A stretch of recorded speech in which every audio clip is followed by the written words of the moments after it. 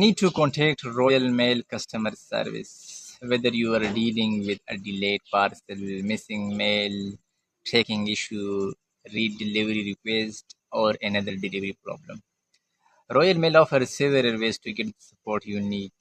Uh, Before contacting customer service, it's worth checking the official Royal Mail website. Many common issues such as tracking a parcel, arranging a delivery, finding your local delivery office, or reporting a delivery problems can often be resolved online without speaking to an advisor.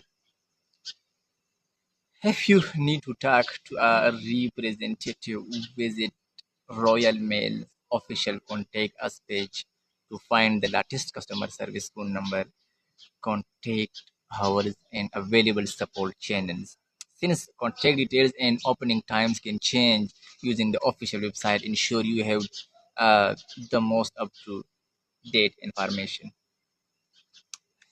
For issues involving missed deliveries, parcel collection, or identity verification, you may also be able to visit your local Royal Mail customer service point or delivery office, depending on your situation.